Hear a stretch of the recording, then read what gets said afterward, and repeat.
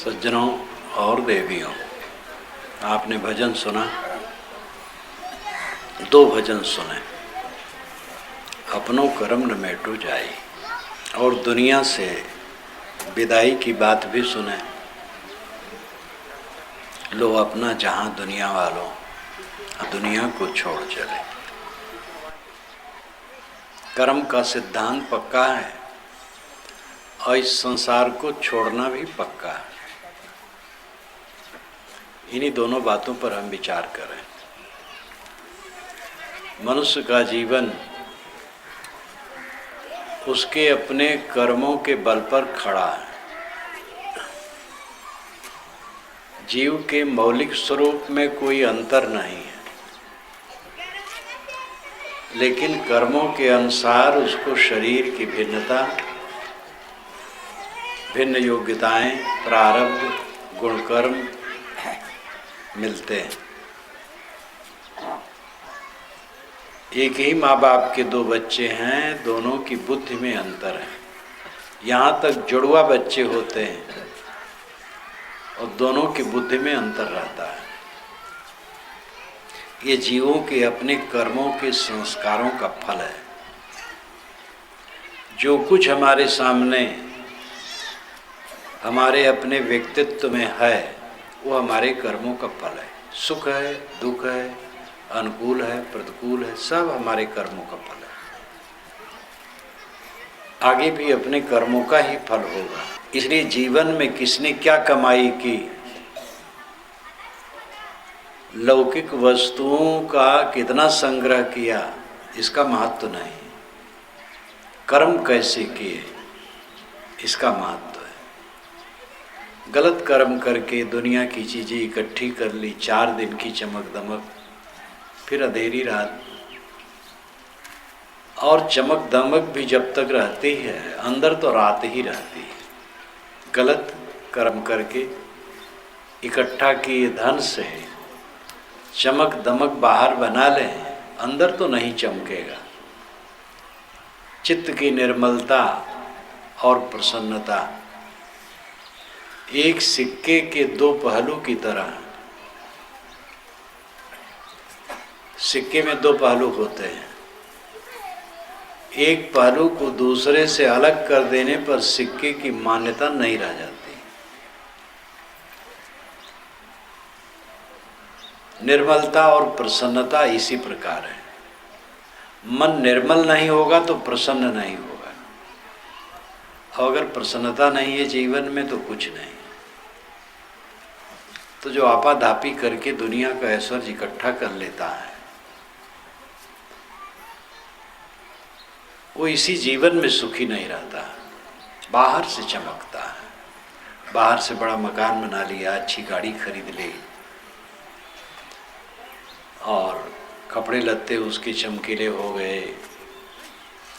धन होने की वजह से उसके पास लोग इकट्ठे भी होते हैं, आते हैं लोग जिनको स्वार्थ रहता है। तो उसकी साहिबी भी रहती है, प्रभुता भी रहती है, लेकिन अंदर उसका प्रसन्न नहीं हो सकता है। गलत कर्म करने वाले को कभी भी आंतरिक सुख नहीं मिल सकता है। गोस्वामी जी ने एक दोहा कहा है, विबुध काज बावन बलि छलो भलो कर जानी, प्रभुता तज बसवे तदप मन की गई न गलानी। विष्णु भगवान ने देवताओं का काम बनाने के लिए 52 का रूप बनाया और बलि को छल लिया, और बलि के हाथ से राज्य छीन करके इंद्र को दे दिया। इंद्र विष्णु के बड़े भाई थे, विष्णु छोटे भाई थे। तो विष्णु ने छल करके इंद्र को दे दिया। अपनी पार्टी का आदमी हो, चाहे जैसा हो, अच्छा होता है। दूसरी पार्टी का आदमी दूध का धोया भी हो तो खराब होता है, और अपनी पार्टी का आदमी कितना ही खराब हो, लेकिन वो पवित्र होता है। ये राजनीति सदा से रही। बलि बहुत धर्मात्मा था, प्रहलाद धर्मात्मा थे ही, उनका पुत्र विरोचन और उनका पुत्र बलि। बल बहुत धर्मात्मा था।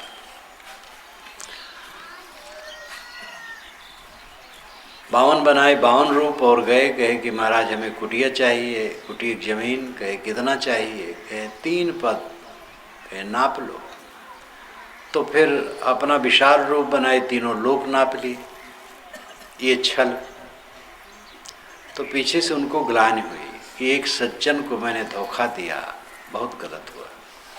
विष्णु का मन बेचैन हो गया, तो उनके अधीन हो गए। लेकिन उसके बाद भी उनके मन की बेचैनी नहीं गई।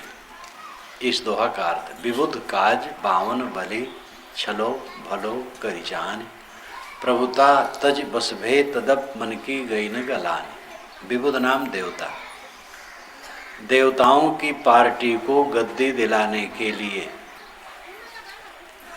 छल करना विष्णु ने अच्छा काम समझा, और उसके परिणाम में उनका मन मलिन हो गया और वे प्रभुता त्याग करके बल के अधीन हो गए, तो भी मन की ग्लान न गई। परंपरावादी गोस्वामी जी हैं, लेकिन वह यहाँ पर उदारता से कहते हैं, विष्णु अपने कर्मों का फल भोगते रहे, मन संतापित रहा। हम लोग गलत काम करेंगे, कैसे नहीं संतापित रहेगा? विष्णु तो बहुत बड़े माने जाते हैं, विष्णु भगवान, और वे अपने खोटे कर्म के कारण संतापित रहे, तो हम लोग कैसे नहीं संतापित रहेंगे? कोई देखता है कि नहीं देखता है? अंतरात्मा तो देखती है। दूसरे की नज़रों से हम पाप को छिपा सकते हैं, ईश्वर की नज़रों से नहीं। ईश्वर क्या है? आत्मा। आप चोरी करें, दूसरे की नज़रें न देखें, आपकी नज़रें देखेंगी। कोई न जाने, आप जानेंगे। ये आप स्वयं ही परमात्मा हैं और उससे कोई छिपा नहीं सकता है। इसलिए हर इंसान को सच्चा होना चाहिए। ये मत समझो कि जहाँ हम एकांत में हैं, कमरे में हैं, पर्वत के खोह में हैं, समुद्र के निचले सतह में हैं, आकाश में हैं, तो यहाँ कोई नहीं। आप जहाँ कहीं हैं वहीं देवता सब देखते हैं। वो देवता हैं मन, इंद्रियां, अपने संस्कार, उनमें सब छपते रहते हैं। चित्रगुप्त पाप पुण्य को लिखते रहते हैं। ये हिंदू पुराण में लिखा है, चित्रगुप्त।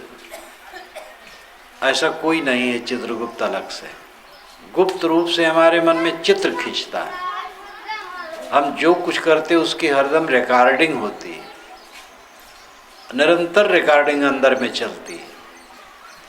बाहर की प्लापी ये तो बहुत स्थूल है और बिगड़ जाती है, लेकिन अंदर की मन की प्लापी, उसकी इतनी बड़ी रील है कि हम कल्पना भी नहीं कर सकते। जन्म जन्मांतरों के संस्कार, इस जीवन के संस्कार सब अंकित होते हैं। इसलिए अपने लिए पाप न करें, अपने परिवार के लिए पाप न करें और किसी के लिए भी पाप न करें। पाप करके जिंदगी बिताएं तो भी जिंदगी कट जाएगी, और पाप से बचा करके चलें तो भी जिंदगी कट जाएगी। लेकिन दोनों में बड़ा अंतर हो जाएगा।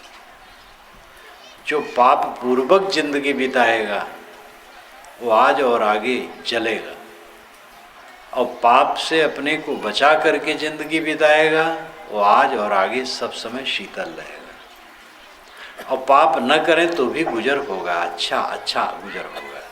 पाप करेंगे तो भी गुजर तो होगा, लेकिन जलते रहेंगे, आज जलना है, आगे जलना है। इसलिए कर्म सुधार की जरूरत है।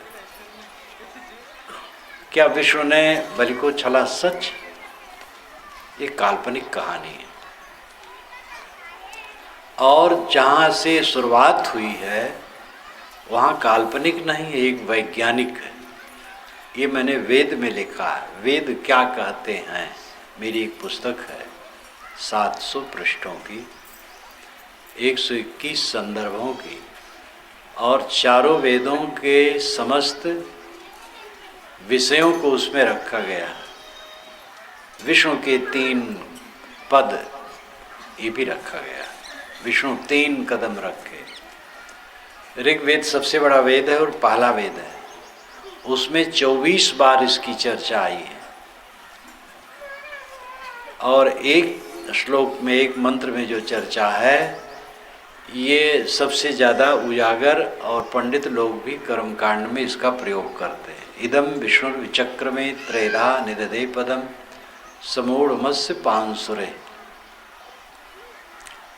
विष्णु यहाँ चले, 3 कदम रखे, उनके पैरों की धूल से संसार ढक जैसा गया, ये इसका अर्थ है। और भारत के और विदेश के समस्त वैदिक विद्वान इसका एक मत से ही अर्थ करते हैं कि सूरज विष्णु है और उसकी किरणें उसके कदम हैं, और पृथ्वी, अंतरिक्ष और दुलोक में उनका पड़ना 3 कदम रखना है। वेदों को कोई पढ़े तो पढ़ करके मंत्र से ही साफ यही अर्थ हो जाता है। इस प्रसंग को जो मैंने लिखा है खूब खुलासा लिखा है। विष्णु का अर्थ होता है जो सब में प्रवेश करे। विष धातु से विष्णु शब्द बनता है। विष का अर्थ होता है प्रवेश करना। सूरज की किरणें सब में प्रविष्ट होती हैं, इसलिए सूरज विष्णु,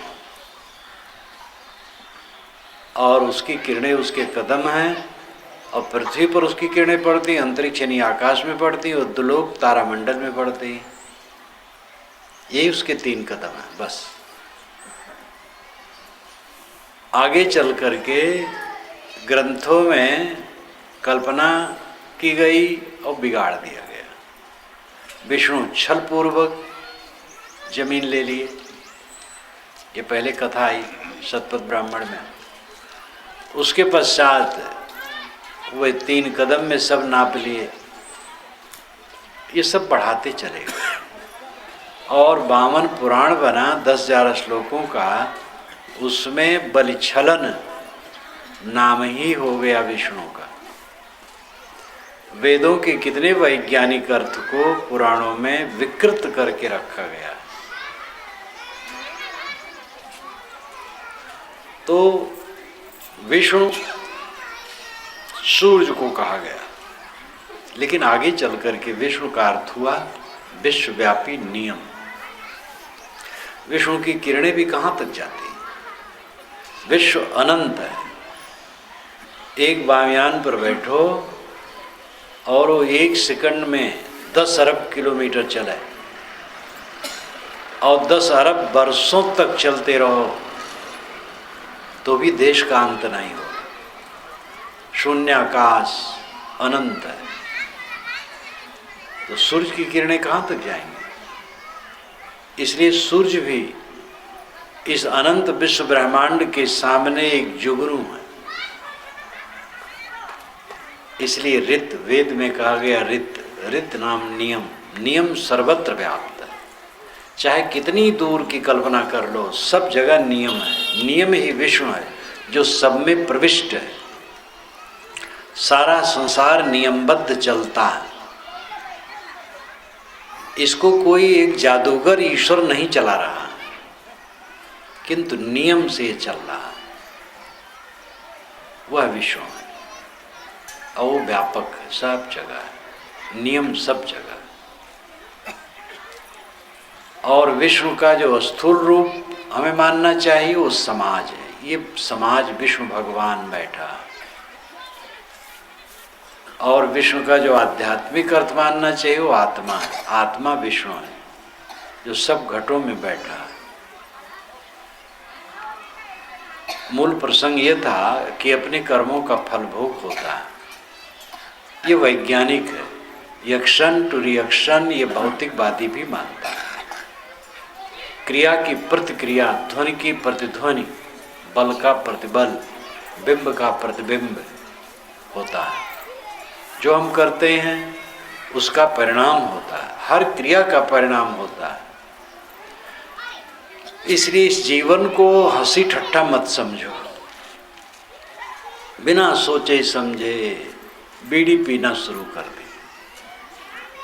कोई बीड़ी पीने कहा आपको तो आपको विचार करना चाहिए क्यों पिए, क्या लाभ है। तंबाकू खाना शुरू कर दिए, गुड़ाकू घिसना शुरू कर दिए, गुटखा खाना शुरू कर दिए, पान पराग, पान शराब, इंद्रियों को उत्तेजित करना शुरू कर दिए। इंद्रियों को उत्तेजित कर कर के शांति पाओगे। जितनी उत्तेजना बढ़ाओगे तृष्णा उतनी बढ़ेगी और जलोगे आज और आगे। बिना सोचे समझे शरीर को, मन को, वाणी को पीड़ित किया जाता है। होश हवास नहीं कि हम क्या कर रहे हैं, लेकिन इसका परिणाम कहाँ जाएगा? अपने ऊपर आएगा। ये जीवन बहुत कीमती है, बहुत मूल्यवान है, बहुत संवेदनशील है। नरक का द्वार है, स्वर्ग का द्वार है, मोक्ष का द्वार है। जहाँ जाना चाहो जाओ, तीनों में से एक में जाना होगा। नहीं मोक्ष में जाओ स्वर्ग में जाओ, नहीं स्वर्ग में जाओगे नरक में जाना होगा। अगर कोई मोक्ष का काम न करेगा तो नरक तो रखा है। मोक्ष, स्वर्ग और नरक। मोक्ष मोह का क्षय, मोह से मोह, छा से क्षय। मोह का क्षय हो गया तो शीतल हो जाता है इंसान। मोह ममता से सब दुख है। और जीव का यहाँ कौन है? किसका कौन है? हमारे बाबे दादे क्या रहा? सब बिखरता चला जाता है। जबरदस्ती हम बनाते हैं मोह। मोह का क्षय मोक्ष है। स्वर्ग का अर्थ होता है स्व में गमन। स्वर्ग स्व ग, स्व में गमन, स्व में लौट आना, अपने में लौट आना स्वर्ग है। जो आत्म संतुष्ट हो गया उस स्वर्ग को पा गया। दोनों का अर्थ एक हो गया। नरक है पतन, मन मैला करना, वाणी मैली करना, कर्म मैला करना, ये नरक है। जीवन को हंसी ठट्ठा मत समझो। और लोग हंसी ठट्ठा समझ करके इसको इतना अनियंत्रित व्यतीत करते हैं। इतना कीमती समय ताश खेलते। एक जगह मेरा कार्यक्रम रहा तो जब मैं आसन से पंडाल में जाऊं तो बीच में 7-8 लोग जो कि प्रौढ़ रहे ताश खेलते रहे, पढ़े लिखे लोग रहे। और वो जाने कि कार्यक्रम चल रहा है, लेकिन कार्यक्रम में नहीं जा पा। तीव्र बुखार में भोजन विष लगता है, तीव्र प्रमाद में सत्संग भी विष लगता है। जीवन इतना कीमती और इतना खराब कर रहे हैं। नहीं खाने योग्य चीज को खाते हैं, नहीं पीने योग्य चीज को पीते हैं, नहीं बोलने योग्य बात बोलते हैं, नहीं करने योग्य काम करते हैं, नहीं सोचने योग्य बात सोचते हैं। और सब का परिणाम कहाँ जाएगा? अपने ऊपर आएगा? कहीं जाएगा नहीं, सब भोगना होगा। इसलिए अपने को संभालो। अपनो कर्म न मेटो जाई, कर्म के लिखा मिटे धो कैसे जो जो कोट सिराई। गुरु वशिष्ठ में लगन सुधायो, सूर्य मंत्र दीना, जो सीता रघुनाथ बियाही, पलेक संच न कीना। विश्वामित्र, वशिष्ठ, शतानंद, 3 मूर्धन्य विद्वानों ने शोध करके राम और सीता की लगन रखी थी। लेकिन हुआ क्या? सीता हरण मरण दशरथ के विपत्ति में विपत्ति पड़ी, कर्मगत टारे नाही डरे। महाराज राम ने बाली को छिप के मारा तो पंडितों को अच्छा नहीं लगा। उन्होंने लिखा राम ही कृष्ण हुए और वह अपने कर्म का फल पाए। जब श्री कृष्ण महाराज 120 वर्ष के थे और गृह युद्ध में यादवों का विनाश हो गया था, तो जंगल में एक पेड़ के नीचे बैठे ध्यान में लग गए। दूर से एक व्याध समझा कि हिरन बैठा है, तो बाण मार दिया, उनका प्राणांत हुआ। श्री कृष्ण महाराज ने शिशुपाल की भुजा उखाड़ ली, तो जगन्नाथ में भगवान लूले बैठे। पार्वती ने संतान चाहा, लेकिन उनको संतान नहीं मिली। स्वामी कार्तिकेय उनके गर्भ से नहीं पैदा, और गणेश जी भी उनके गर्भ से नहीं पैदा। ये आप ब्रह्मवैवर्त पुराण, महाभारत इत्यादि में पढ़ सकते हैं। मैंने बीजक की टीका और व्याख्या में इसको दिया है। पार्वती जी चाहती थी हमें बच्चा हो, और उन्होंने पुण्य यज्ञ किया और खूब दान पुण्य किया, लेकिन उनको उनके गर्भ ठहरा ही नहीं जीवन में। सोचो, जिनके बच्चे नहीं होते वो देवी देवता मनाते हैं, और महादेव अपनी पत्नी को गर्भवती नहीं कर पाए। कैसा चक्कर है। इससे अधिक खुलासा और क्या हो सकता है। आप पढ़ लो, मेरी बातों पर विश्वास न हो, जो मैंने बीजक में उदाहरण दिया तो मूल पढ़ लो। महाभारत में है और ब्रह्मवैवर्त पुराण में है, अन्य पुराणों में भी है। कर्मों का फल भोग कोई काट नहीं सकता है। आप लहसुन प्याज खाएं, दुर्गंधिक डकार आ रही है, राम राम जपो, देखो कटता है कि नहीं। राम राम जपने से, सतनाम जपने से, गुरु नाम जपने से, ओम नाम जपने से दुर्गंधिक डकार ना आवे तो मान लिया जाएगा पाप भी कटेगा, लेकिन नहीं कटता, दुर्गंधिक डकार आती है। तो कैसे कट जाएगा पाप? पाप करना बंद करो।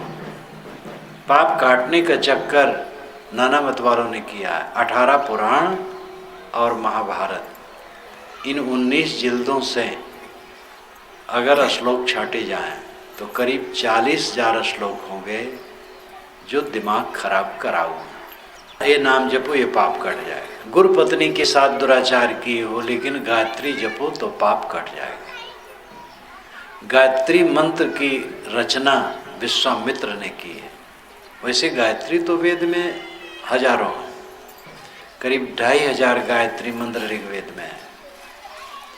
और जैसे हिंदी में अरिल, दोहा, कवित, सवैया, चौपाई छंदों के नाम हैं, वैसे वेदों के छंदों के नाम हैं गायत्री, बृहति, पंक्ति, जगति, उष्णिक इत्यादि। गायत्री एक छंद है जिसमें 24 अक्षर होते हैं। ये प्रसिद्ध जो गायत्री मंत्र है, तत्सवितुर्वरेण्यं भर्गो देवस्य धीमहि धियो यो न प्रचोदयात्, ये विश्वामित्र की रचना और ऋग्वेद के 3 मंडल के 62वें सूक्त का 10वां मंत्र है।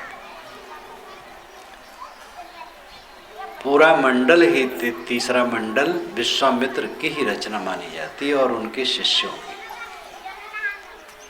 तो उन्होंने ये मंत्र की रचना की। जब वर्ण व्यवस्था हुई तो ब्राह्मण, क्षत्रिय, वैश्य की दीक्षा में कोई मंत्र रखना चाहिए, ये सोचा गया, तो इस मंत्र को रखा गया और इसमें पीछे मिलाया गया ओम भूर्भुवः स्वः। और मंत्र बहुत बढ़िया है, तत्सवितुर्वरेण्यं भर्गो देवस्य धीमहि धियो यो न प्रचोदयात्। यही मंत्र है मूल। ऋग्वेद में यही ओम भूर्भुवः स्वः नहीं, तत्नाम वह सवितुर सवितः। सवितः जो अभी उगा नहीं है वह सूर्य। तत्सवितुर्वरेण्यं, वर्ण्यं वर्ण करने योग, स्वीकारने योग, भर्गो प्रकाश स्वरूप, देवस्य देवता का, धीमहि ध्यान धारण करते हैं, धी बुद्धि, यो जो, न हमारी, प्रचोदयात् प्रेरता है। हम अनउगे सूर्य की उपासना करते हैं, ध्यान करते हैं, जो हमारी बुद्धि को प्रेरता है। ये इसका शाब्दिक अर्थ हुआ। जब ओम भूर्भुवः स्व मिलाया गया तो ओम का अर्थ है सत रजतम का समुच्चय, सत रज तम का समुच्चय। और भू का मतलब पृथ्वी, भुव का मतलब आकाश, स्व का मतलब तारामंडल, ये अर्थ करके कहा गया। तो मूल अर्थ ठीक है, सूर्य प्रकाश स्वरूप है, प्रकाश ज्ञान का प्रतीक है। सूर्य उगता है पूरे विश्व को जगाता है, हम जागृत हो, ज्ञानवान हो, जग जाए, मोह भंग करें, गलत काम न करें, हमारी बुद्धि प्रेरित हो सत्कर्मों के लिए। बहुत बढ़िया अर्थ है, लेकिन इसको छू मंत्र का अर्थ बना लिया गया। कितना पाप करो गायत्री जपो कट जाएगा, और कटे बटेगा कुछ। कबीर साहब ने कहा गायत्री जुगचारी पढ़ाई, पूछो जाए मुक्ति किन पाई। चारों जगहों से लोग गायत्री पढ़ा रहे हैं, जाकर के पूछो गायत्री जपने वालों से किसने मुक्ति पाई। मुक्ति का लक्षण है काम क्रोध लोभ मोह से रहित हो जाना। गंगा में नहाओ मुक्त हो जाओ, जो गंगा के दर्शन करते मुक्त हो जाते। नर्मदा नाम लेने से मोक्ष होता है। तो मोक्ष का मतलब क्या है? गंगा किनारे रहने वाले तो रोज गंगा दर्शन करते, नहाते भी हैं। तो जांच करो उनके काम क्रोध लोभ मोह खत्म हो गए हैं। मोक्ष ऐसे हुआ है, मोक्ष है निर्मल जीवन। लेकिन धार्मिकों ने हवा बना लिया, हर बात को हवा बना लिया, गड़बड़ कर दिया है, कर्म सिद्धांत को गड़बड़ा दिया है। इसलिए धर्म के नाम पर बहुत ऐसी बातें हैं जो बवंडर की, उसमें भटकना नहीं चाहिए। उन्हीं ग्रंथों में निर्णय की बात है और उन्हीं ग्रंथों में प्रपंच की बात है, उलझन की बात है।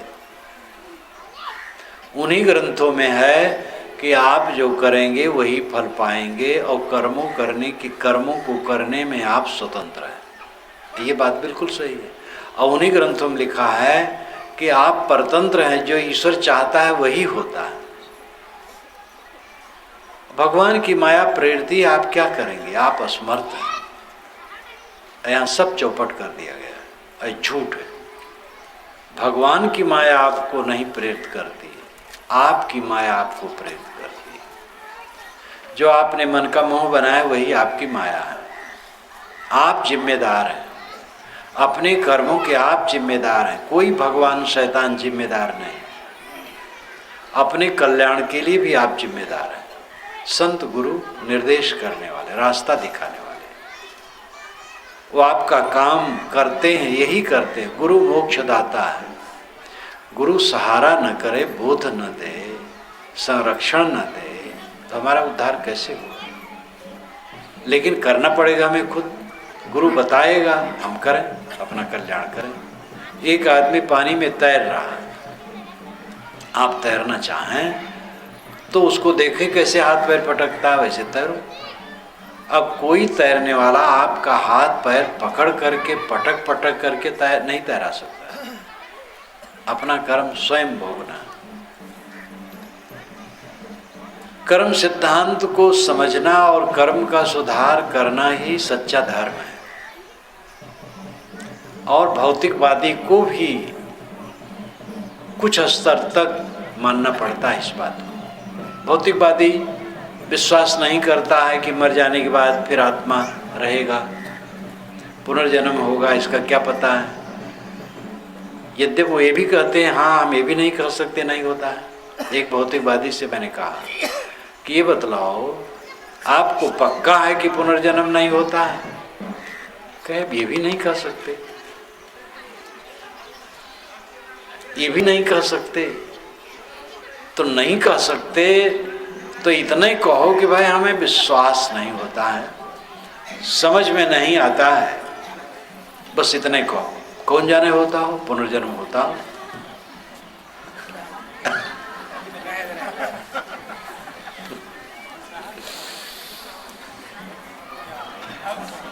ये देखो अब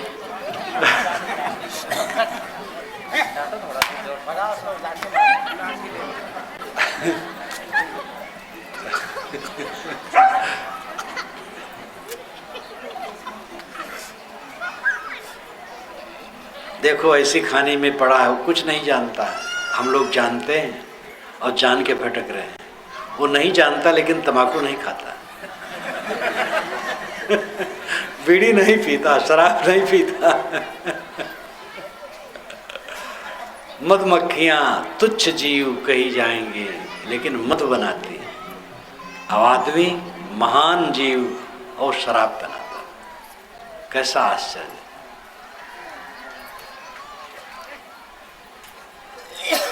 कर्म पर ध्यान देना चाहिए सबको। आपका जीवन कर्ममय है।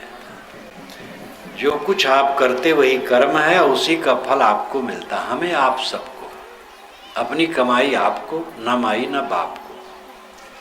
एक संघात है, माँ बाप, पत्नी, भाई, बच्चे। ये संघात थोड़े दिन का। नारी पुरुष मग मध्य में धरत जीव तादे, रक्षक तिनके होत सोई मान हम ममे। रास्ता में ही तो राही चलेगा। जीव राही है, पथिक है। और राह क्या है? नर नारी। उन्हीं के बीच में वो शरीर धरेगा। शरीर धर लेता है तो वह नर नारी उसको अपना मानते हैं। अपना मान करके वह रक्षा कर। बिना अपना माने रक्षा होता नहीं। लेकिन उनको चाहिए कि हल्का हल्का अपना माने, ज़्यादा नहीं। वो ज़्यादा मान लेते इसलिए फंस जाते। हर बात में संतुलन की जरूरत है। भोजन न करो तो जीवन नहीं चलेगा, ज़्यादा करोगे तो बीमार होगे। एक डॉक्टर ने मुझसे कहा कि महाराज जितना लोग खाते हैं उसका आधा हम लोग खाते हैं। लोग जितना खाते हैं वो ज़्यादा खाते हैं, इसलिए उसका आधा हम लोग खाते हैं उनसे। अगर संतुलित खाना कर दें तो डॉक्टरों की आमदनी घट जाए। एक डॉक्टर से मैंने पूछा कुशल मंगल, बड़े सरल थे, कि हाँ महाराज जरा सीजन नहीं है हमारा। तो बड़ी हंसी हुई। अब बीमारी पड़े तो सीजन है।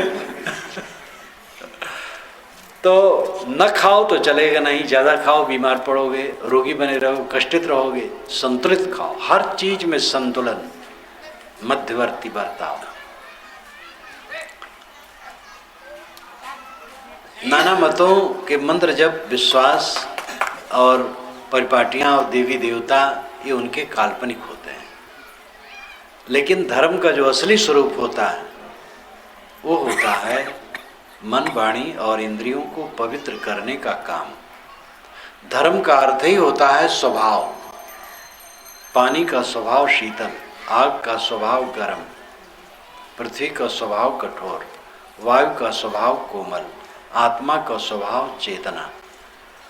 जीव जहाँ रहता है चैतन्य रहता है, ज्ञानवान। ज्ञान क्या कहता है? जब हम भोजन करते हैं और काम भर का पेट में भोजन चला जाता है तो अंदर से घंटी बज जाती है कि अब हो गया, लेकिन लोभ में पड़ के और खा लेते। बस वही तकलीफ होती है। जो हमारा धर्म बताए वहीं रुक जाए। कांटा हमें चुभे पीड़ा होती है तो दूसरों को कांटा चुभाना कहाँ उचित है? एक पत्रकार ने एक विश्वविद्यालय के छात्र से पूछा, आप लोग लड़कियों को देख करके उनसे ठोली करते हैं, कैसे लगता है? तो लड़कों ने कहा, यार बड़ा आनंद आता है। कहे मान लो आपकी बहन है और कोई लड़का ऐसा करता है, अरे कहे बहुत खराब बात है। तो अपनी बहन है तब खराब है। ये बिल्ली वृत्ति है। बिल्ली जब अपने बच्चे को मुख में लेती है, एक जगह से दूसरी जगह ले जाती है तो दांत नहीं लगने देती, बड़े आराम से पकड़ती है। और जब चूहे के बच्चे को पकड़ती है तो एक ही बार में काम तमाम है। तो धर्म का अर्थ है स्वभाव। आत्मा का स्वभाव ही ज्ञान है। ज्ञान के अनुसार हर इंसान काम करे तो धर्ममय हो जाए। ज्ञान बताता है यह करो या न करो। लौहि महफूजस्त दरमानी दिलत, हर्च में ख्वाही सबज जो हासिलत, दर हकीकत खुद तुयु मुल किताब, खुद ची खुद आयात खुद राबाजा। मनुष्य का दिल लौह महफूज है, लौह महफूज सुरक्षित। अरबी में लौह, संस्कृत में लौह। देखो इस पर भी ध्यान दो। अरबी में लोहा को लौह कहते हैं और संस्कृत में भी लोहा को लौह कहते हैं। अरबी में इलाह पूज्य और संस्कृत में भी ईड़ धातु पूज्य के लिए। ईड़ अस्तुताविद धातु, ईड़ धातु अस्तुत परक है। ईड़ ईड़ इलाह ये पूज्य को कहते हैं और इलाह मुसलमान लोग पूज्य को कहते हैं। अल्लाह, अल और इलाह ये दो शब्द मिलकर के अल्लाह बनता है। अल आदर सूचक है और इलाह पूज्य। जैसे इंग्लिश में दी आदर सूचक में दी लगता है आर्टिकल, वैसे अरबी में अल लगता है, अल। और इलाह नाम पूज, अल और इलाह दोनों मिला के हो जाता है अल्लाह, तो अर्थ हो जाता है आदरणीय पूज्य। और संस्कृत में ऋग्वेद का पहला मंत्र का अर्थ साणाचार्य ने किया,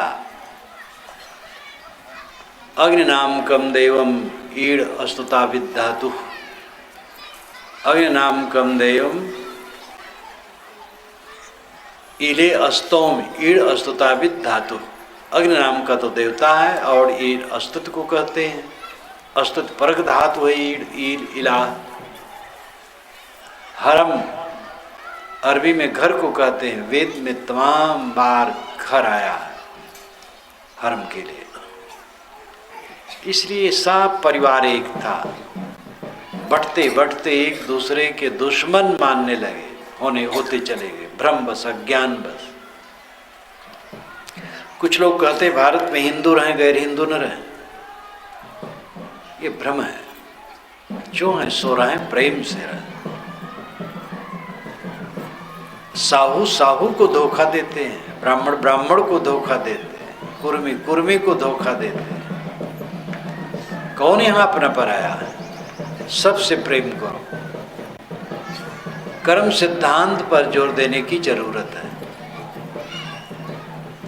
ये पक्का समझ लो, आप चाहे अकेले में करो, वहाँ देखने वाला देखता है, वो है अंतरात्मा।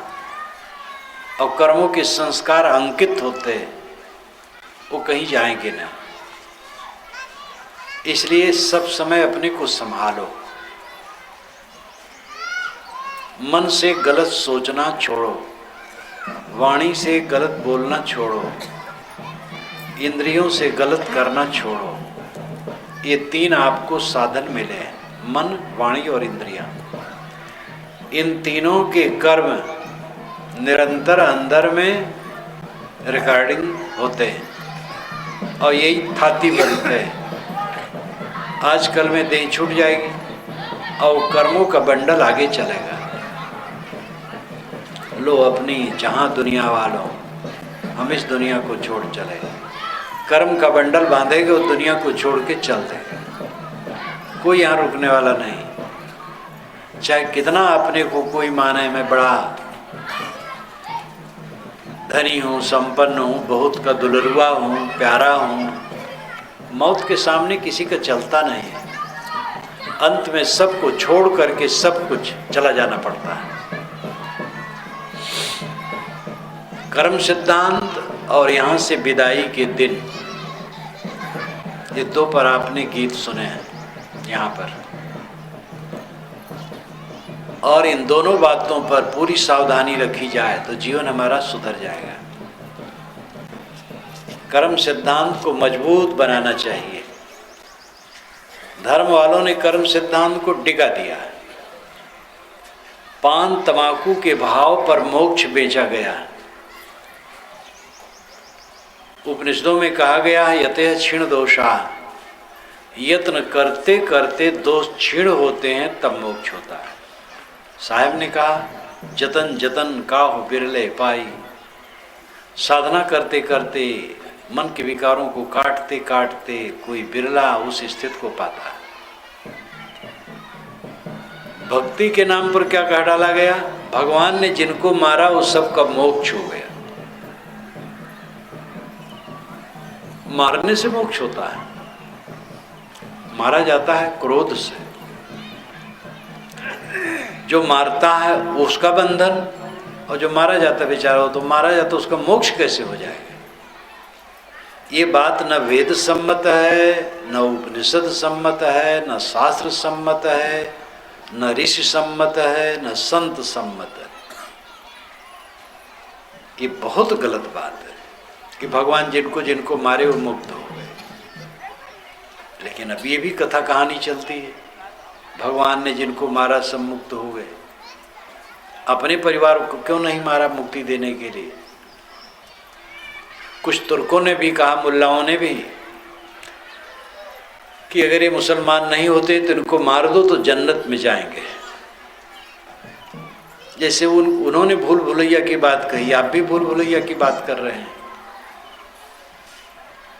गंगम नहाओ मुक्ति हो जाए। लोग यात्रा जा रहे थे ट्रेन में गंगा स्नान करने, पढ़े लिखे लोग बैठे थे, सूटेड बूटेड, सिगरेट पीने लगे। वहीं संत बैठे थे। संत ने कहा कि आप लोग जब तीर्थ यात्री गंगा स्नान करने जा रहे हैं तो बीड़ी न पिए, सिगरेट न पिए। कि आप सिगरेट में पड़े, हम तो शराब भी पीते हैं। कि तो गंगा नहाने का फल क्या? कि यही तो फल है, जो कुछ साल भर में करते हैं गंगा में नहा लेते हैं, कट जाता है। तो महात्मा गंगा के पास गए, गंगा से पूछे कि ये बतलाओ कि लोग जब नहाते हैं तुम पाप काट लेती हो तो तुम अपने पास रखती हो? कहे मैं अपने पास रखूं तो भस्म हो जाऊं, तो मेरी धारा के साथ पानी बह करके सब सागर में चला जाता है और उसी में पाप भी बह जाता है। तो महात्मा ने सागर से पूछा, सागर ने कहा मैं पब्लिक का पाप रखूं तो भस्म हो जाऊं? मेरे पानी का भाप बनता है और भाप के साथ पाप आकाश में उड़ जाता है। महात्मा ने आकाश से पूछा, आकाश ने कहा भाई मैं पाप रखूं तो भस्म हो जाऊं? सारा पाप मैं बद्दलों को दे देता हूं और बद्दलों में जितना कालापन है सब पब्लिक का पाप है। महात्मा ने बद्दलों से पूछा, बद्दलों ने कहा हम पाप रखें तो भस्म हो जाए?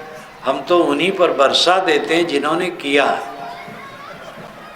पाप लौट करके अपने ऊपर बरसता हो कहीं जाता होता नहीं। ये तो कहानी है। समुद्र, बादल, ये क्या बोलेंगे बेचारे, तो जड़ है। कहानियां काल्पनिक होती बातों को समझाने के लिए।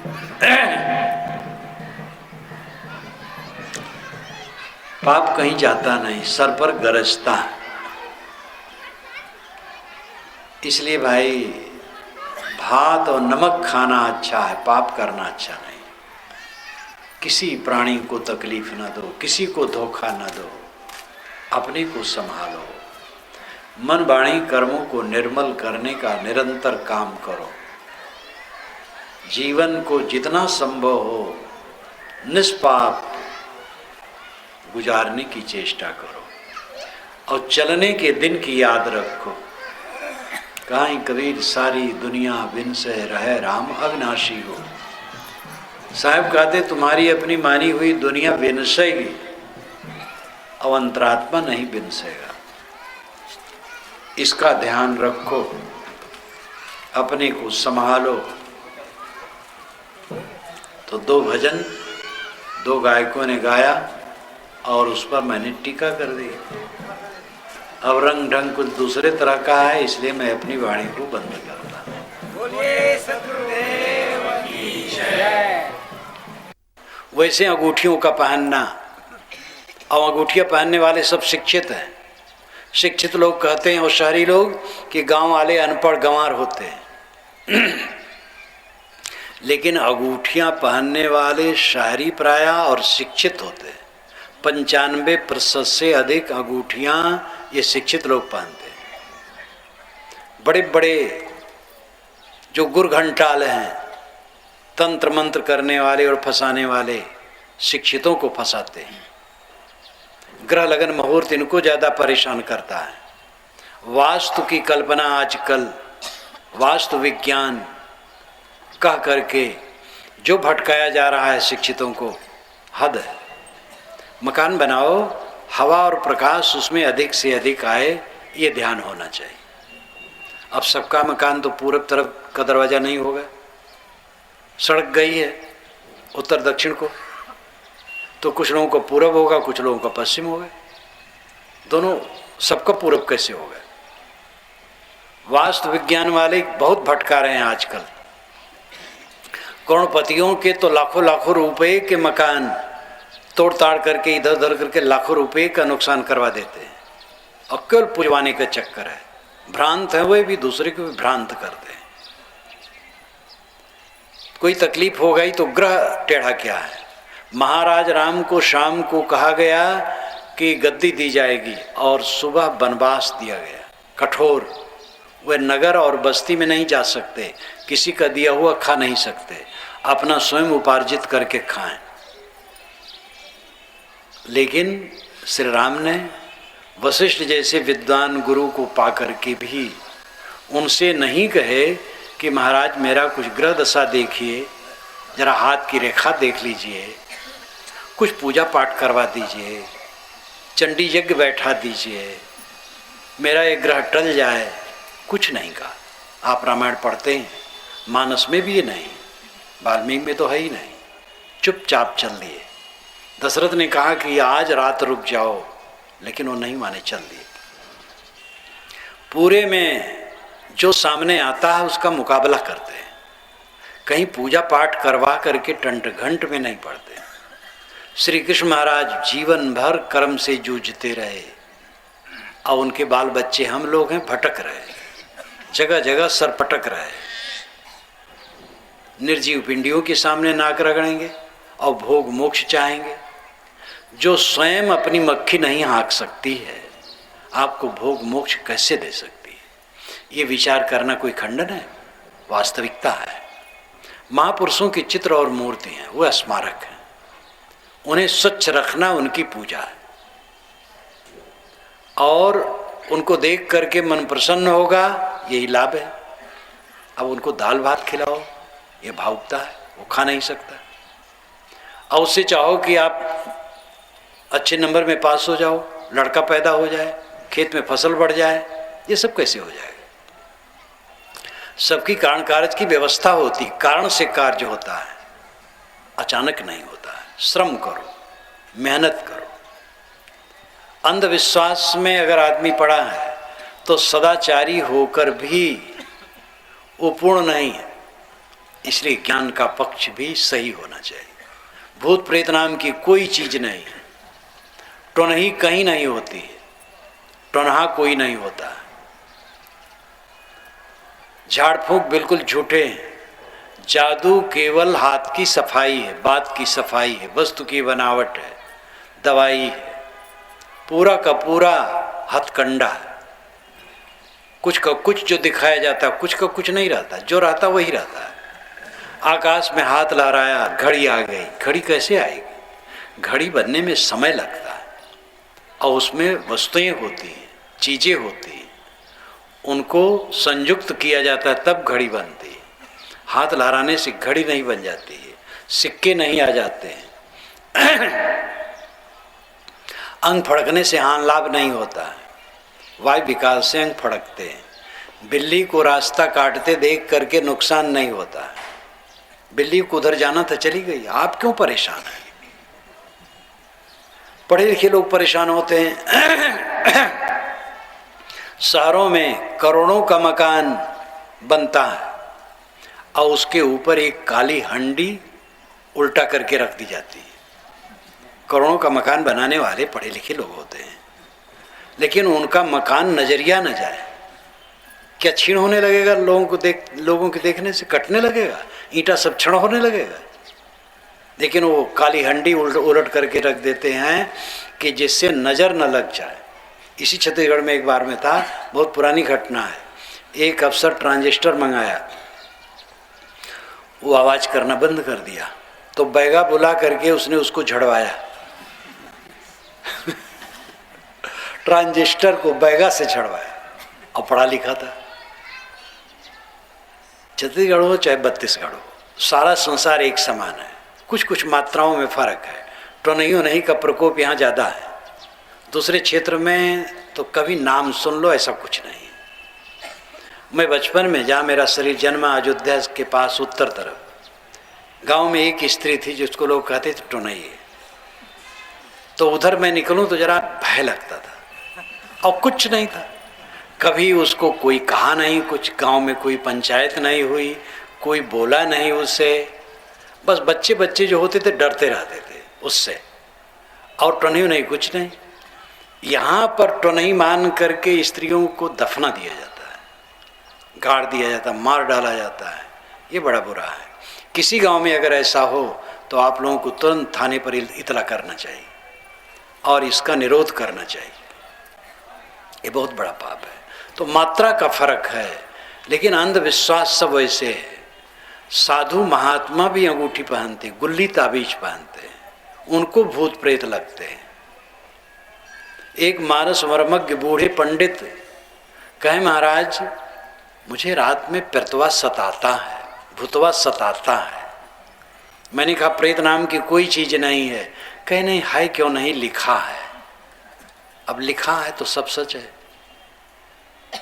वेद के 55 मुद्दे हैं जिसको पंडितों ने कलिवर्ज कह करके त्यागने की राय दी है। लिखा है, वेद और वैदिक साहित्य में लिखा है।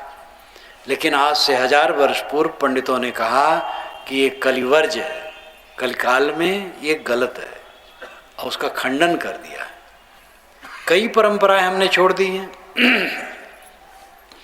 परंपरा को छोड़ के हम जी नहीं सकते, और परंपरा की सारी बातों को ले करके भी जी नहीं सकते। इसलिए हम परंपरा का खंडन नहीं कर सकते हैं, किंतु परंपरा की सारी बातों का मंडन नहीं कर सकते हैं। परंपरा में कूड़ा कबाड़ आ जाता है, और परंपरा में हीरे मोती भी हैं। वेद शास्त्रों में, रामायण गीता में, कुरान बाइबिल में और ददरिया तक में ज्ञान की बात मिल जाती है। तो कैसे हम किसी ग्रंथ का खंडन कर दें? लेकिन मान्य ग्रंथ में अगर कोई चीज सच नहीं है तो उसको मान करके कल्याण नहीं। कोई मान्य ग्रंथ है, पूज्य ग्रंथ है, लेकिन उसमें कोई बात ऐसी लिखी है जो युक्त नहीं है, तर्क युक्त नहीं, विवेक युक्त नहीं है, तो मानने योग्य नहीं है। पंडितों ने भी कहा, युक्त युक्तम उपादेयम वचनम बालकाद्य अन्य तृण में त्याज्यमपूतं पद्मजोरिना। युक्त पूर्वक वचन बालक के भी हों तो प्रिय, अयुक्त वचन ब्रह्मा का है तो भी नहीं मानना चाहिए। इसलिए ज्ञान का पक्ष हमारा निर्भ्रांत होना चाहिए। आपके ऊपर कोई देवी देवता चढ़ बैठने वाला नहीं है, कोई भूत प्रेत आपको परेशान करने वाला नहीं है, किसी भगवान की माया आपको रगड़ने वाली नहीं है, आपकी माया आपको रगड़ती है। सबकी अपनी अपनी माया सबको दुखाती है, भगवान की माया दुखाती है। इसका बड़ा हल्ला है। पंडित महात्मा कहते हैं, किताबों में भी लिखा है। अब इस बात को कैसे न माना जाए? परमात्मा की माया सबको भटका रही है। आप तम्बाकू खाते हैं, परमात्मा ने आपको तम्बाकू खिला दिया है जबरदस्ती। शराब पीते हैं, बोतल ला करके आपके मुंह में डाल दिया है। किसी का धन हरण कर लिए हैं तो परमात्मा ने आपको राय दी है कि तुम धन हरण करो, नहीं तुम्हें मार डालेंगे। तो आप मजबूर हो करके किसी का धन हरण किए हैं। क्या यही बात है? कितना गलत है ये। पंडित महात्मा कितना गलत कह रहे हैं। ये परमात्मा की पूजा कर रहे हैं कि परमात्मा की बदनामी कर रहे हैं। माया कहते हैं छल कपट को। जो छल कपट रख है वो कैसा भगवान और परमात्मा है? इसलिए वास्तविकता यह है कि हम और आप जो कुछ गलत करते हैं अपनी माया के कारण करते हैं। माया है मन का मोह। साहब ने कहा है, मन माया तो एक है, माया मन ही समाय। 3 लोग संशय परी मैं काहे कहूँ समझाए। मन माया एक बात है, मन का मोह माया है। और 3 लोग को संशय है। 3 लोग कहने की आदत थी उस समय। 3 लोग का अर्थ है पूरे विश्व की समग्रता। वेदों में इसकी शुरुआत हुई है। विश्व के अन्य पुराने शास्त्रों में भी इसकी चर्चा है 3 लोग की। 3 लोग हम मानते हैं, पृथ्वी, अंतरिक्ष और दुलोक। पृथ्वी जिस पर हम बैठे हैं, अंतरिक्ष का मतलब आकाश, और द्योलोक का मतलब है तारा मंडल का क्षेत्र।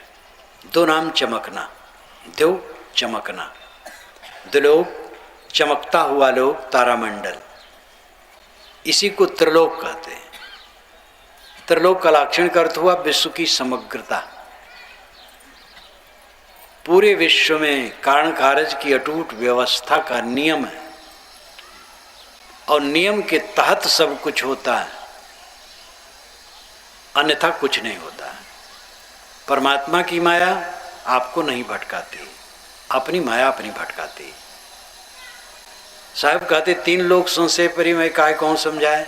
सबको संदेह है कि माया ऊपर बैठी है और भगवान दौड़ा देता है, जैसे एक कटही कुतिया को कोई दौड़ा देता है, सबको कटवाता है, वैसे भगवान कटही कुतिया माया पाले और सबको दौड़ा दौड़ा करके कटवाता है। क्या भगवान की, परमात्मा की सही परिभाषा है? कोई भगवान और परमात्मा ऐसा नहीं करेगा, कोई सज्जन आदमी भी नहीं करेगा किसी को तकलीफ देने की बात। इसलिए माया हमें भटकाती है, ये अंधविश्वास है। भगवान की माया में भटकाती है, अंधविश्वास है। हमारे मन का मोह माया है और उसी से हम भटकते हैं। ये भी अंधविश्वास है कि ईश्वर हमसे कर्म करवाता है। कर्म का प्रेरक वही है, वह सूत्रधार है, हम कठपुतली। ये भक्ति भावना का शब्द बड़ा सुंदर लगता है, बड़ा मीठा लगता है, लेकिन अगर आप कठपुतली हैं तो ये सत्संग का आयोजन क्यों किए? आप सुधर सकते नहीं, बिगड़े भी नहीं। ईश्वर जैसा आपसे करवाना चाहेगा करेंगे, तो सत्संग की जरूरत नहीं है। शास्त्र क्यों बने, उपदेश क्यों हो रहे हैं? ये मान करके कि आदमी स्वतंत्र है, वो भूल से दुष्कर्म करता है और अच्छी सीख पा करके अगर वो ध्यान देगा तो अपने को सुधार सकता है। इसलिए सत्संग का आयोजन होता है और सत्य शास्त्रों का प्रचार होता है। और यही तथ्य, आप अपने कर्मों के कर्ता और विधाता हैं। आपसे कोई कुछ करवाता नहीं है, आप कठपुतली नहीं है, कर्मों के विधाता हैं। ये दोनों बातें धर्म ग्रंथों में लिखी है। इसलिए धर्म ग्रंथों की बातों को आंख मूंद करके मानने की परिपाटी नहीं होनी चाहिए। धर्म ग्रंथों में अच्छी बात होने से उनकी गलत बातों को नहीं माना जा सकता, और उनमें कुछ गलत बात होने से उनकी अच्छी बातों को छोड़ नहीं देना चाहिए। आप धान में से चावल निकाल लेते हैं, भूसी फेंक देते हैं। चना और चावल से कंकड़ निकाल करके शुद्ध अन्न ले लेते हैं। तेल पानी को शुद्ध मिट्टी से करके निकाल लेते हैं, उपयोग करते हैं। इसी प्रकार धर्मशास्त्रों की बातें और प्रवक्ताओं की बातें भी निर्छीर विवेक पूर्वक ग्रहण करें। कबीर साहब ने इसके लिए सूप सुभाए कहा। साधु ऐसा चाहिए जैसा सूप सुभाए, सार सार को गह रहे थोथा दे उड़ाए। सूप की तरह फटक दो, भूसी उड़ जाए, चावल रखो। ज्ञान का पक्ष हमारा निर्मल होना चाहिए, निर्भय होना चाहिए। आपको दबाने सताने वाला कोई नहीं, आपका नुकसान कोई नहीं कर सकता। भड़काऊ बात करने वाले कहते हैं हिंदुओं सावधान, हिंदू धर्म गल रहा है, गैर हिंदू इसको रसातल भेज देने वाले हैं। ये राजनीतिक बाजी है। मुसलमानों सावधान, गैर मुसलमान तुम्हारा विनाश करने के तैयार हैं, सावधान। ये राजनीतिक बाजी है। हिंदुओं का पतन हिंदुओं ने किया है, मुसलमानों का पतन मुसलमान करते हैं, ईसाइयों का पतन ईसाई करते हैं, कबीर पंथ का पतन कबीर पंथी करते हैं, वैष्णव का पतन वैष्णव करते हैं। आपके घर का पतन दूसरा घर वाला कैसे करेगा? जब आप में फूट होगी, निकम्मापन होगा, तो आपके घर का पतन होगा। हमारे स्वास्थ्य को दूसरा कैसे खराब कर देगा? हमारा खान पान व्यवहार आचरण गड़बड़ होने से हमारे शरीर में गड़बड़ी होगी, वो हमारी गलती होगी। दूसरा उसमें कैसे कर सकता है? हमें दूसरा बंधन कैसे दे सकता है? बंधन बनाने वाले हम हैं और बंधन खोलने वाले हम हैं। इस बात को समझने की जरूरत है। कर्म करने में आदमी सर्वथा स्वतंत्र है। कर्म कर लेने के बाद उन कर्मों के अधीन है। आप भोजन करते समय संयमित करें, अधिक करें, बहुत कम करें, स्वतंत्र है। बहुत कम करेंगे, बराबर बहुत कम करेंगे, बहुत दुर्बल हो जाएंगे और नुकसानदेह होगा। बहुत ज़्यादा करेंगे, भयंकर रोगी हो जाएंगे, नुकसानदेह है। संतुलित करेंगे, सुखी रहेंगे। आपके ऊपर निर्भर करता है। हर आदमी अपने आप का जिम्मेदार है और यही वास्तविकता है। इन सब बातों का निर्भ्रांत ज्ञान होना चाहिए। केवल परंपरावादी होना गलत है और परंपरा का उच्छेद करने के लिए कमर कसना गलत है। हमें हर समय सामंजस्य स्थापित करने की चेष्टा करनी चाहिए। बातों को, जहाँ गलत बातें हटा करके अच्छी बातों को लेने की चेष्टा करनी चाहिए। पूरी परंपरा में, विश्व की परंपरा में, पूरे संसार की ये बात है। पहले ज़माने में भी ऐसा रहा, आज भी है और आगे भी रहेगा। हर समय गुणदोषमय संसार है। दोषों को त्याग करके सद्गुणों का ग्रहण। तो ज्ञान का पक्ष हमारा निर्मल होना चाहिए, निर्भ्रांत होना चाहिए। साथ साथ आचरण का पक्ष। ज्ञान का पक्ष तो सही है, आचरण ढीला है तो काम नहीं होगा। हमारा आचरण सही हो, पर स्त्री से परहेज, पर धन से परहेज, किसी को तकलीफ न देना, ये सामान्य आचरण है। उच्च आचरण की दृष्टि से पूर्ण ब्रह्मचर्य पालन, जो साधक है, साधु या साधिका हैं, इसी जीवन में जीवन मुक्ति के आनंद में विहरना चाहते हैं, उनको पूर्ण ब्रह्मचर्य का पालन करना चाहिए, पूर्ण संयमित होना चाहिए। आधा तिहाई साधना से पूर्ण कल्याण नहीं होगा। कुछ लोग कहते महाराज हम लोग गृहस्थ हैं, हम लोगों के लायक क्या है? गृहस्थ के लायक जो सीख है वो मैंने कहा, पर धन, पर स्त्री या पर पुरुष से परहेज, जीव दया पालन, सदाचार। लेकिन अगर कल्याण की पूरी इच्छा है तो उसमें गृहस्थ, विरक्त और स्त्री पुरुष में विभेद नहीं किया जा सकता है।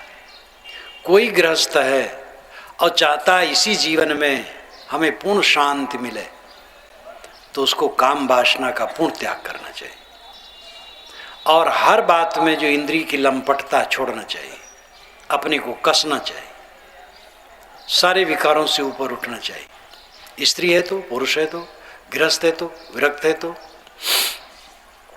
पूर्ण कल्याण जिसे इष्ट है तो गृहस्थी का करके छुट्टी नहीं मिलेगी कि गृहस्थी में आधे में काम बन जाएगा, तो बड़ा अच्छा है। ऐसा कुछ नहीं है। पूर्ण कल्याण का अर्थ क्या है? इस जीवन में पूरी निर्भयता, पूरी शांत, पूरी तृप्त, जीना मरना जिसको बराबर लगे। शरीर है ठीक है, न रहे ठीक है। अभी शरीर का अंत का समय है, जाए कोई हर्ज नहीं है। इंद्रिय और मन के झरोखे से हम दुनिया को देखते हैं। ये झरोखा आजकल में बंद हो जाने वाला है और दुनिया ओझल हो जाने वाली है। गाढ़ी नींद में तो रोज ओझल हो जाती है। इस तथ्य को जो हरदम समझता है, इस तथ्य की जिसके जीवन में चरितार्थता है, बुद्धि से जान लेना तो सब जानते हैं, लेकिन चरितार्थता होनी चाहिए। निरंतर चित्त में इसकी स्थित होनी चाहिए। तन मन का जितना पसारा है सब विदेश है। तन मन से जो कुछ प्रतीत होता है विदेश है। स्वदेश तो आत्मा है, अपनी चेतन सत्ता है, अंतर ज्योति है, ज्ञान तत्व है। इस स्थिति में स्थित होने के लिए गृहस्थ, विरक्त, स्त्री, पुरुष किसी के लिए मुरव्वत नहीं। जो पूर्ण कल्याण चाहे, पूर्ण निर्भय पद, पूर्ण शांति पद इस जीवन में, उसको पूर्ण संयमी होना चाहिए। इसमें नुकसान क्या है? लंपट होकर के आपने क्या पाया है? बिलबिलाए, असंतोष रहा, काम भोग में असंतोष सब समय, स्वाद भोग में असंतोष सब समय, रुपये पैसे में असंतोष सब समय, अभी कम है अभी कम है, प्रतिष्ठा में असंतोष, पूज्यता में असंतोष। बड़े बड़े पूज्य लोग भड़बड़ाते रहते अपने अनुगामियों पर। ये अकल वाले नहीं हैं, ये समझते नहीं हमारी योग्यता को। जो हमारा सत्कार होना चाहिए इन्होंने नहीं किया, उनका ज्ञान किस काम का है? पूज्य को चाहिए उसके मन में ये भाव हो कि बहुत हो गया, और सेवक को चाहिए ऐसा लगे कि मैं कुछ नहीं कर पाया। प्राय भक्त लोग जो बिछुड़ते हैं तो कहते हैं साहब सेवा में त्रुटि होगी, क्षमा कीजिएगा। तो मैं कहता हूँ भाई, सेवा करने वाले को सदैव लगना चाहिए कि सेवा में त्रुटि है, क्योंकि सेवा की कोई सीमा नहीं। तो जितनी सेवा करो त्रुटि है, तो सेवक को सदैव त्रुटि लगे, और जो सेवा पावे उसको लगे ज़्यादा हो गया, और सेवा जो पावे वो सोचे तो बड़े मूर्ख हैं, सेवा ठीक से नहीं करते हैं। और सेवक समझे कि मैं बहुत बड़ा सेवक हूँ, मेरे समान कौन कर सकता है, तो दोनों डूबे हैं। कम से कम जो ज्ञानी है, सेव्य है, उसके मन में तो भूख नहीं होनी चाहिए। सेवक तो मानो अधूरा है, वो नहीं समझता है तो अहंकार कर ले, मैं बड़ा सेवक हूँ। गुरु के लिए क्षमा नहीं है। गुरु शिष्य के बीच में बात आती है कि शिष्य समर्पित हो जाए गुरु को, बिल्कुल ठीक है, लेकिन गुरु को भी समर्पित होना पड़ता है। ज़्यादातर विरक्त साधुओं के लिए, गृहस्थों को तो दीक्षा दी और चल दिए, विरक्त के लिए उनको भी समर्पित होना पड़ता है। शिष्य भूल चूक हो जाए, हो सकती है। गुरु भूल करे ये आशा नहीं की जाती है। गुरु भूल करे तो गुरु कैसा है? गुरु से भूल न हो। व्यवहार में थोड़ा मोड़ा तो सबसे भूल हो सकती है, कहीं दिमाग गुरु का नहीं पहुंचा और उस विषय में वो ऐसा नहीं सोच पाया, वो तो भूल हो सकती है, लेकिन उसके चरित्र संबंधी भूल नहीं होगी। उसके जीवन का जो ठोस स्वरूप है उसमें कभी लचीलापन नहीं आएगा। वो अपने आप में, ज्ञान में, त्याग में, संयम में, आत्मसंतोष में देदीप्यमान रहेगा। तो असंतोष, असंतोष, सर्वत्र असंतोष से सब लोग पीड़ित हैं। जीवन का परम और चरम फल है पूर्ण संतोष की प्राप्ति। एक कवि ने बड़ा सुंदर कहा, शतेश जायते सूरा सहस्रेश्च पंडिता वक्ता 10 सहस्रेषु संतोषी नैव दृश्यते। 100 में कोई एक शूरवीर होता है और 1000 में कोई एक पंडित होता है और 10,000 में कोई एक कुशल प्रवक्ता होता है, लेकिन संतोषी तो कहीं दिखाई ही नहीं देते। संतोषी नैव दृश्यते। जीवन का परम फल है आत्म संतोष। आज जो संतुष्ट नहीं होगा कल संतुष्ट नहीं हो सकता। आज ही संतोष मिलेगा, आज ही वो काम करना है। तो जीवन की पूर्णता, आध्यात्मिक ऊंचाई जीवन का परम फल है आत्म संतोष। बाहर का तो सब कबाड़ है, ऊपर की सब बादी। साहब ने कहा है, अंत फलेगी माहली, ऊपर की सब बादी। अगर अंतरात्मा में संतुष्ट हो गया तो माहली फलेगी, तुम महल में रहोगे, आत्म शांत रूपी महल में रहोगे। ऊपर की सब बादी, ऊपर का धन दौलत, पद प्रतिष्ठा, जगह जागीर, नाम यश कीर्ति, अनुगामी, प्रचार प्रसार, ये तो स्वप्नवत है, ये सब बिखर जाने वाले हैं। तो कबीर साहब का जो उपदेश है वो है कि ज्ञान में हम सच्चे हों, निर्भ्रांत हों, मुलाहिजा कोई नहीं। कोई शास्त्र हो, कोई परंपरा हो, कोई महापुरुष हो, सब आदरणीय है, लेकिन सब जगह से विवेक द्वारा सत्य को ही चुनना है, असत्य को नहीं। हमारा ज्ञान का क्षेत्र निर्भ्रांत हो और आचरण का क्षेत्र निर्मल हो। ज्ञान निर्भ्रांत है और आचरण निर्मल है, यही जीवन की पूर्णता है। कबीर साहब का यही उपदेश है, ऋषियों का भी यही उपदेश है, पीरों का भी यही उपदेश है। आप सूफी संतों को देखिए, उनकी वाणी देखिए, उन्होंने भी यही कहा, राह हक हरगिज न आवी ता नगीरी चार तर्क, तर्क दुनिया, तर्क उकबा, तर्क मौला, तर्क तर्क। राह हक सही रास्ता हरगिज न आवी, कदाप नहीं मिल सकता, ता नगीरी चार तर्क, जब तक चार का तर्क त्याग नहीं होगा। वो चार क्या है? तर्क दुनिया, दुनियादारी का त्याग, मोह माया का त्याग, विषय वासना का त्याग। सूफी संत, इस्लामिक संत भी यही कहते हैं, दुनियादारी का त्याग। तर्क दुनिया, तर्क उकबा, उकबा नाम स्वर्ग, दृष्ट वदावन श्रविका। ईश्वर कृष्ण ने कारिका में कहा, दृष्ट के समान अनुश्रविक भी दुखद है। ये संसार के भोगों को हम देखते हैं और स्वर्ग की कल्पनाओं को हम सुनते हैं, दोनों दुख से भरे हैं। सूफी संत भी वही कह रहे हैं कि तर्क उकबा, स्वर्ग का भी त्याग, स्वर्ग की कल्पना का भी त्याग। तर्क मौला, मौला नाम ईश्वर, अगर परोक्ष में ईश्वर मानते हैं तो उसका भी त्याग। ईश्वर परोक्ष नहीं है, अपरोक्ष है। इस पर कल आगे दिन चर्चा करने की चेष्टा करूंगा, अब समय नहीं है। तर्क मौला, अलग ईश्वर मान करके अगर भटक रहे हो तो इसका भी त्याग। और तर्क तर्क, इन तीनों के त्याग के अहंकार का भी त्याग। इन तीनों के संबंध में जो त्याग हुआ, इसमें अहंकार ना आ जाए, उस अहंकार का भी त्याग। ये पूरा वेदांत, पूरा कबीर विचार, सांख्य विचार, सूफी संतों का विचार, बुद्ध विचार। बुद्ध क्या कहते हैं?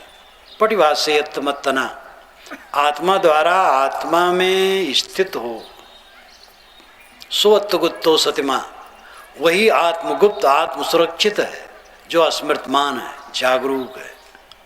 सभी संतों की वाणियाँ जो अंतिम बात कही गई वही हैं। ये बीच में झमेले सब आते हैं, उन पर निराकरण होना चाहिए और सत्य सार को लेकर के आगे बढ़ना चाहिए। इसी के साथ मैं अपनी वाणी को विराम देता हूँ।